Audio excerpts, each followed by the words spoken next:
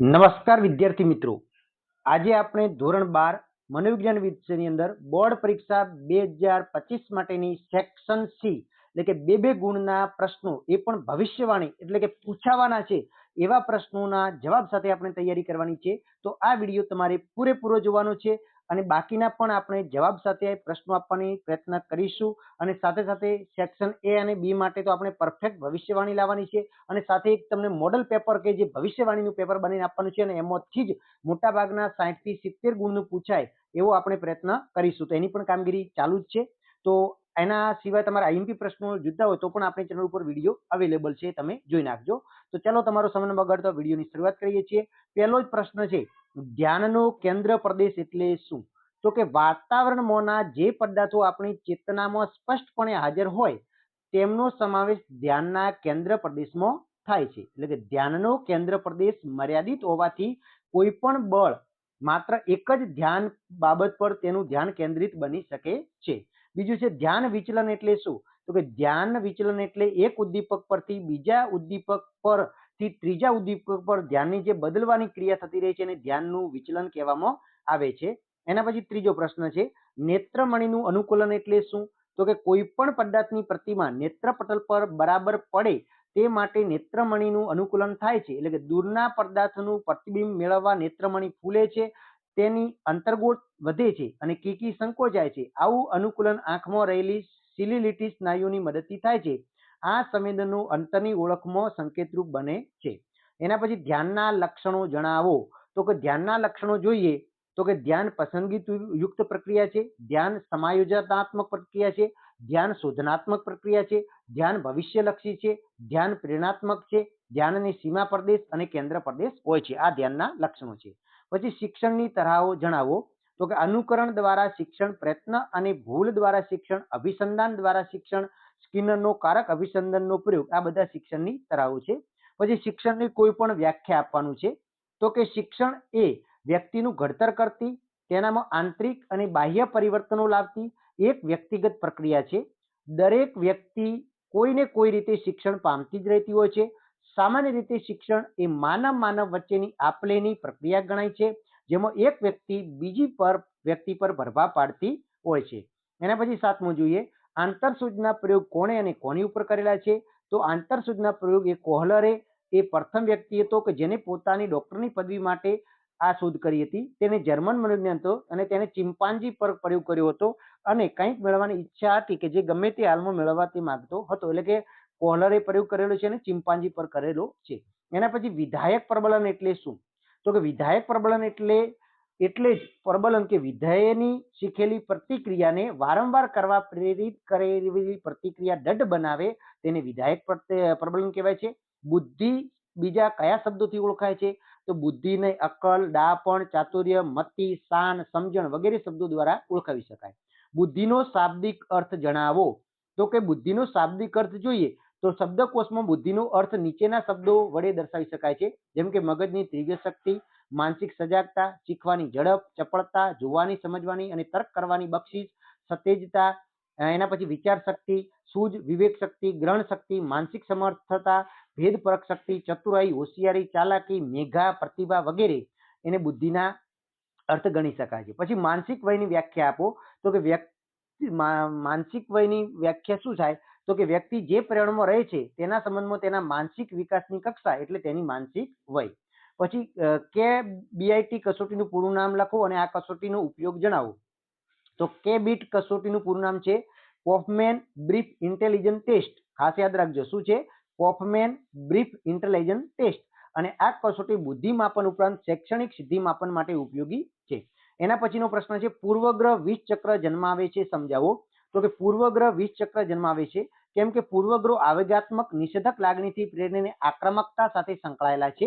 એટલે બંને પક્ષે આક્રમકતા વધુ તીવ્ર બને છે અને પૂર્વગ્રહ કારણે એક પક્ષ તરફથી કરવામાં આવતો અન્યાય કે આક્રમણ એ નિષેધક વર્તન સામા પક્ષને વધુ તીવ્ર આક્રમક પ્રતિક્રિયા જન્મવા માટે પ્રેરે છે અને પૂર્વગ્રહથી પ્રેરિત તોફાનો, હુલ્લડો, કોમી રમખાણો ઝડપથી અને આક્રમકતાથી ફેલાય છે અને સતત બંને પક્ષે ભરેલા અગ્નિ જેવી સ્થિતિ જોવા મળે છે। એના પછી પૂર્વગ્રહ સંપાદિત છે, સમજાવો। તો કે માનવી સામાજિક પ્રાણી હોવાના કારણે આજીવન સામાજિકીકરણની પ્રક્રિયામાંથી પસાર થયા છે અને પોતાના અનુભવો, સામાજિક અભિસંધાન, વ્યાપક સામાજિક વર્તનમાંથી જ પૂર્વગ્રહ ઘડાય છે અને આત્મસાત થાય છે. જે સમાજના જે પૂર્વગ્રહો તે સમાજના વડીલોમાં હોય તે જ પૂર્વગ્રહો તે જ સમાજના બાળકોમાં હોતા નથી, પરંતુ ધીમે ધીમે બાળકો મોટા થતો જાય અને આંતરક્રિયા અને સામાજિકીકરણની પર ધર્મ, પર પ્રાંત, પરકોમ કે પરજાત પ્રત્યેના વડીલોના પૂર્વગ્રહો સંપાદિત થાય છે અને તે પ્રમાણે તે વર્તન કરવા માટે પ્રેરાય છે. આથી કહી શકાય પૂર્વગ્રહ સંપાદિત છે. પછી પૂર્વગ્રહ વ્યક્તિથી જૂથ વ્યાપી બને છે. સમજાવું તો કે પૂર્વગ્રહ જૂથ વ્યાપી હોય છે એટલે દરેક જૂથમાં વ્યક્તિ પ્રત્યેના નિષેધક અનુભવો, ગેરસમજ અને ખોટી માન્યતાઓમાંથી જ પૂર્વગ્રહ ઉદ્ભવે છે, જે ધીમે ધીમે વ્યક્તિગત બાબત તરફથી તે વ્યક્તિના અધર્મ, જ્ઞાતિ કે જૂથ તરફ વ્યાપક બને છે. એના પછી મનોભારની વ્યાખ્યા આપો તો કે મનોભાર એટલે હતાશા, સંઘર્ષ અને દબાણની એવી પડકારરૂપ પરિસ્થિતિ કે જે વ્યક્તિને શારીરિક કે માનસિક શક્તિ પર ભારરૂપ બને છે. મનોભારના ઉદ્ગમ સ્થાનો જણાવો તો મનોભારના ઉદ્ગમ સ્થાનો છે આઘાતજન્ય બનાવો અને જીવનની તાજેતરની ઘટનાઓ અને રોજિંદી મુશ્કેલીઓ. હતાશાની વ્યાખ્યા આપો તો કે લક્ષ્ય પ્રાપ્તિના માર્ગમાં, ખાસ યાદ રાખજો, લક્ષ્ય પ્રાપ્તિના માર્ગમાં આવતા અવરોધોના પરિણામે લક્ષ્ય સુધી પહોંચી ન શકવાના કારણે ઊભી થતી માનસિક પરિસ્થિતિને હતાશા કહેવાય છે. દબાણ એટલે શું તો કે અન્ય વ્યક્તિઓ કે પરિસ્થિતિ દ્વારા વ્યક્તિ સમક્ષ ઊભી થતી વાસ્તવિક કે કાલ્પનિક માર્ગને પહોંચી વળી શકાય નહીં તેવા વિચારોમાંથી ઊભી થતી માનસિક સ્થિતિને દબાણ તરીકે ઓળખવામાં આવે છે. પછી ખુલ્લી જગ્યાના ભયમાં દર્શાવેલ 5 પરિસ્થિતિઓ કઈ કઈ છે તો પહેલી છે જાહેર પરિવહનનો ઉપયોગ, બીજું છે ખુલ્લી જગ્યાએ પહોંચવું, ત્રીજું છે બંધ જગ્યાએ પહોંચવું, ચોથું છે લાઈનમાં ઊભા રહેવું અથવા ભીડમાં જવું અને પાંચમું છે ઘરની બહાર એકલા જવું. ઉપરી અહમની સમજૂતી આપો તો ઉપરી અહમ એ આદર્શવાદ અને નૈતિકતા સાથે સંકળાયેલો છે. ઉપરી અહમ સમાજ અને સંસ્કૃતિના નિયમો, આદર્શ, રિવાજો, માન્યતાઓ સાથે સંબંધિત છે. તે સારા ખરાબ, યોગ્ય અયોગ્ય વચ્ચેની ભેદરેખા નૈતિકતાને આધારે તૈયાર કરે છે અને જે વ્યક્તિના ઉપરી અહમનો વિકાસ થાય છે. પછી રેપ્યુટેક પ્રક્રિયા શું છે તો કે જો ચેતાપ્રવાહ એક ચેતાકોષમાંથી બીજા ચેતાકોષમાં વહન થવાને બદલે તે જ ચેતાકોષમાં પાછો ફરે તેને રેપ્યુટેકની પ્રક્રિયા કહેવાય છે. પછી વિકૃતિ ભય સમજાવી તેના પ્રકાર જણાવો તો કે વાસ્તવિક પરિસ્થિતિ ખરેખર ભયજનક હોય ત્યારે થતી ભયની અનુભૂતિ સામાન્ય છે, પરંતુ ભય ઉત્પન્ન ન કરી શકે એવી પરિસ્થિતિમાં આત્યંતિક કક્ષાનો ભય એ વિકૃત ભય કહેવાય છે. વિકૃત ભયના પ્રકારો જોઈએ તો વિશિષ્ટ ભય, સામાજિક ભય અને ખુલ્લી જગ્યાનો ભય. સંઘર્ષના પ્રકારો જણાવવાના છે એ તમે જાતે તૈયાર કરી દેજો. પછી સલાહાર્થી કોને કહેવાય છે તો સલાહ પ્રક્રિયામાં મનોવૈજ્ઞાનિક સમસ્યાઓ અથવા તો વિકાસના પ્રશ્નો લઈને આવનાર અને તેના નિવારણ માટે સહાયની આશા રાખનાર વ્યક્તિને સલાહાર્થી અથવા તો અસીલ કહેવામાં આવે છે. સ્વાનુભૂતિ એટલે શું તો કે આ પદ્ધતિમાં દર્દીને ખરેખર ચિંતા પ્રેરિત હોય છે તેવી વાસ્તવિક પરિસ્થિતિમાં મૂકીને તેના પ્રત્યે અનુભવ કરવામાં આવે છે. દાખલા કે ઊંચાઈનો ડર અનુભવ વ્યક્તિને ઊંચી જગ્યાએ લઈ જવામાં આવે છે અને મોટાભાગના દર્દીઓ આ તકનીક સફળ થાય છે, પરંતુ એમાં ઉપચારાત્મક ખૂબ કાળજીપૂર્વક કરવો પડે છે. પછી યોગના 8 નામ જણાવો તો યમ, નિયમ, આસન, પ્રાણાયામ, પ્રત્યાહાર, ધ્યાન, ધારણા, ધ્યાન અને સમાધિ. ભૌતિક વાતાવરણની અસરો જણાવો તો કે ભૌતિક વાતાવરણ આપણા વર્તન યા અનેકવિધ રીતે અસર કરે છે, જેમાં ખાસ કરીને હવામાન અને ઉષ્ણતામાનની વિવિધ અસરો જોવા મળે છે. ભૌતિક પર્યાવરણો કઈ કઈ બાબતોનો સમાવેશ થાય છે તો એની અંદર કુદરતી ઉપરાંત શહેરો છે, રહેઠાણો છે, બજારો છે, ઓફિસ છે, રેલવે છે જેવા માનવ સર્જિત પર્યાવરણનો પણ સમાવેશ થાય છે. માનવ અને પર્યાવરણ વચ્ચેના સંબંધો ટૂંકમાં જણાવો તો પર્યાવરણનું મનોવૈજ્ઞાનિક, કુદરતી અને માનવ સર્જિત ભૌતિક વાતાવરણ અને મનોવૈજ્ઞાનિક પ્રક્રિયા વચ્ચે પારસ્પરિક સંબંધો સાથે સંકળાયેલું છે અને આ પારસ્પરિક સંબંધો બે પારસ્પરિક પ્રક્રિયાઓ સાથે સંકળાયેલા છે, જેમાં પર્યાવરણ માનવ વર્તન પર અસર કરે છે અને માનવ વર્તન પર્યાવરણ પર અસર પહોંચાડે છે. પછી કર્ટ લેવિનનો જીવન અવકાશનો ખ્યાલ સમજાવો તો કર્ટ લેવિન મનોવૈજ્ઞાનિકે પર્યાવરણને જુદા પાડે છે અને તેણે વ્યક્તિ અને પર્યાવરણ સંબંધનું સ્વરૂપ દર્શાવવા જીવન અવકાશનો ખ્યાલ આપ્યો છે. તેના મત મુજબ જોવા જઈએ તો કે ખાસ તો શું છે કે જીવન અવકાશ એ વ્યક્તિના વર્તન અને બીજું ને નક્કી કરતી વખતે મનોવિજ્ઞાનની વાસ્તવિક અને જીવન અવકાશમાં જો વ્યક્તિના વર્તનને અસર કરતી પર્યાવરણની હાજરી રહેલી બાબત રહેલી છે.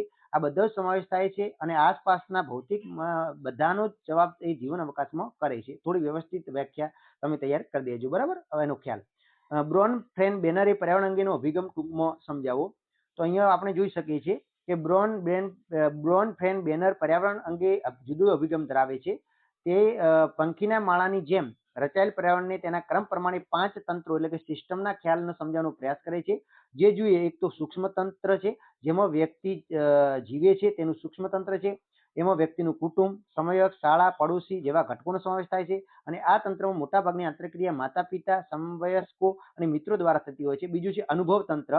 આમાં વિવિધ પ્રકારના સૂક્ષ્મ તંત્રો છે, જેમ કે બાળકના કૌટુંબિક અનુભવો, તેના મિત્રો અને શિક્ષકો સાથેની આંતરક્રિયા પરથી અસર થતી જોવા મળે છે. એના પછી જોઈએ બાહ્ય તંત્ર છે. તો આ વ્યક્તિ ની બહુ નિકટ ન હોય તેવી પરિસ્થિતિનો અનુભવ તેની નજીકની વ્યક્તિઓ પર થતી અસરોનો નિર્દેશ કરે છે. આ રીતે દર્શાવેલું છે, બરાબર. પછી છે સાંસ્કૃતિક તંત્ર છે. આ બધા જ તંત્રો તમારે લખવાના છે. પછી ઘોઘાટનું પ્રદૂષણ થવાના કારણો જણાવો. તો કે આ આસપાસના અવાજનું અપ્રિય અવાજ તરીકે મૂલ્યાંકન એ ઘોઘાટનું મુખ્ય કારણ છે. અચાનક કે અણધાર્યા થતા અવાજો એ અવાજ પ્રત્યેની પ્રતિકૂળ પ્રતિક્રિયાનું બીજું મુખ્ય કારણ છે. એરપોર્ટ, રેલવે સ્ટેશનની સતત વિમાનો કે ટ્રેનની અવર-જવરને કારણે ઘોઘાટ જન્મે છે. સમચોરસીય સંરચના ક્યારે અસરકારક નીવડે છે? તો જે સંસ્થામાં બહુવિધ જટિલ અને એકબીજા પર આધારિત પ્રવૃત્તિઓ થતી હોય તો સરળ સંરચના સંકલન માટે સમચોરસીય સંરચના ખૂબ જ અસરકારક નીવડે છે. કેન્દ્રીયકરણ એટલે શું? તો કે કેન્દ્રીયકરણ એટલે એવી વ્યવસ્થા કે જેમાં ઉપરી વ્યવસ્થાપન દ્વારા જ બધા નિર્ણયો લેવામાં આવતા હોય અને એનું પાલન કરાવવાનું હોય છે. શ્રમ વિભાજન કોને કહેવાય? તો સંસ્થાના કાર્યો પૈકી જુદા જુદા કામોની સોંપણી કરવી તેને શ્રમ વિભાજન કહેવાય છે. પછી કાર્યપ્રેરણાનો સિદ્ધાંત જણાવો. તો કાર્યપ્રેરણાના સિદ્ધાંતો જોઈએ તો જરૂરિયાતનો સિદ્ધાંત છે, ધ્યેય નિર્ધારણનો સિદ્ધાંત, પ્રબલનનો સિદ્ધાંત છે, સમાનતાનો સિદ્ધાંત છે, અપેક્ષા આધારિત સિદ્ધાંત છે. જીવન સંતોષ માપનના તુલના 5 વિધાનો કયા કયા છે? તો પહેલું છે મોટા ભાગે મારું જીવન મારા આદર્શોની નજીક છે. બીજું, મારા જીવનની પરિસ્થિતિઓ ઘણી ઉત્તમ છે. ત્રીજું, મને મારા જીવનથી સંતોષ છે. ચોથું, જો મને મારી ઈચ્છા મુજબ જીવવા મળે તો હાલ જે છે તે છે તેમાં બદલાવાની ઈચ્છતા નથી અત્યાર સુધી, અને મારા જીવનના મહત્વની વસ્તુઓ મને મળી છે. પછી વિધાયક મનોવિજ્ઞાનની વ્યાખ્યા આપો. તો વિધાયક મનોવિજ્ઞાન એ વ્યક્તિઓ, જૂથો અને સંસ્થાઓના વિકાસ અથવા મહત્તમ કાર્ય માટે જવાબદાર એવી પરિસ્થિતિઓ અને પ્રતિક્રિયાનો અભ્યાસ કરે છે. પરણેલા લોકો કોનાથી વધુ સુખી છે? તો પરણેલા લોકો અપરિણિત લોકો કરતા વધુ સુખી હોય છે. ધ્યાન ચંચળ છે સમજાવવું એ તમારે સ્વપ્રયત્ન કરવાનું છે. નેત્રમણીનું અનુકૂલન આગળ આવી ગયું. સામાજિકરણની પ્રક્રિયાને અસર કરતા પરિબળ આવી ગયું. અનુકંપી ચેતાતંત્રનું કાર્ય. આટલા પ્રશ્નો તમારે સ્વપ્રયત્ન તૈયાર કરી દેવાના છે. તો આઈ હોપ કે આ વિડીયો તમને પસંદ આવ્યો છે. વિડીયોને લાઈક કરો, ચેનલને સબસ્ક્રાઈબ